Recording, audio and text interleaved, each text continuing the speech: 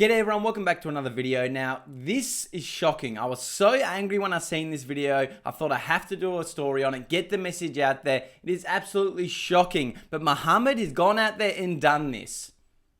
And I'm not being socially insensitive. That is his name. Another doctor and engineer. No surprise. But what really triggered me about this story, because we have attacks from people like this every day now in Australia. What really triggered me is the legal response and the politicians' response to the verdict and what they're doing. It's absolutely shocking. So anyway, like this video if you support the Australian message. It means a lot to me. Subscribe and let's get into this.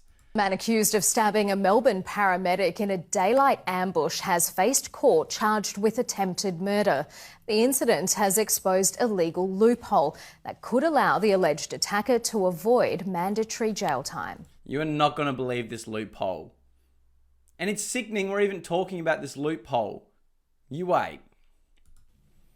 This is Muhammad Ali, accused of repeatedly stabbing a Micah paramedic, the 32-year-old charged with attempted murder. I think that goes to the weight of what's happened, the severity of the attack on this occasion. The paramedic had just arrived to meet with a colleague for coffee, but once he got out of his vehicle, he was allegedly attacked from behind. The incident has sparked widespread outrage over laws designed to protect emergency workers. And you wait to hear the laws they're arguing about. Not the actual crime that still took place. Listen to this. Just because they're on a coffee break doesn't mean that legislation shouldn't apply. Under Victorian law, assaulting an emergency worker carries a mandatory jail term, only if the worker is on duty or providing or attempting to provide treatment to a patient. The paramedic yesterday was in uniform, but on his break, meaning those sentencing laws don't apply. So, hold on. We're arguing about a law that if paramedics are attacked, it's mandatory jail sentence in Victoria. We're not arguing about he's been stabbed and attacked because he was off duty, that person should already be in jail. We're arguing if this other law should make them go to jail. So we're arguing right now whether this person should go to jail because the person was off duty. They should go to jail because they went out there and did a violent attack, stabbing this innocent person for no reason.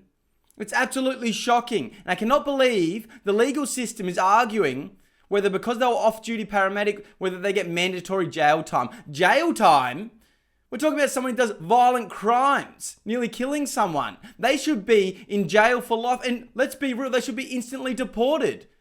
Like, how can we go about this in our country, in Victoria, when the laws they're arguing, well, does he get mandatory jail time for stabbing someone? Mandatory jail time?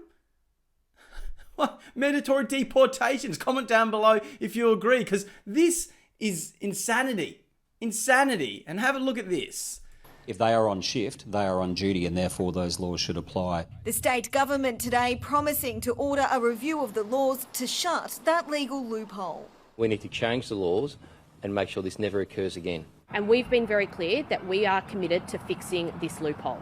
The 35-year-old father, who has been a paramedic for more than a decade, is incredibly lucky his injuries weren't fatal. When the knife was plunged into his neck here yesterday, it narrowly missed his main artery and spine. I think it'll be something that he and all of his colleagues will carry for some time. Geordie Wright, 7 News.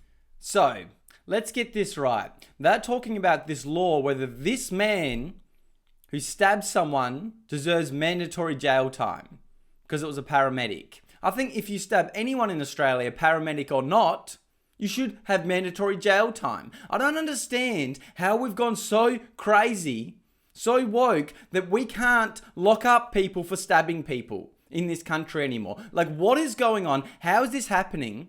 They should be instantly deported. Let's get that right after they serve their sentence. But let's be real. The jail is probably better than what they're going to get, so they should be instantly sent back. It's absolutely shocking. I cannot believe they're in an argument about if he should get mandatory jail time because of a paramedic law and not because he stabbed someone. Like, how is it just the Labor government doesn't want to admit what is going on with the crime levels because diversity, and I can't even say the words on YouTube because it seems to flag it, but it's not a strength.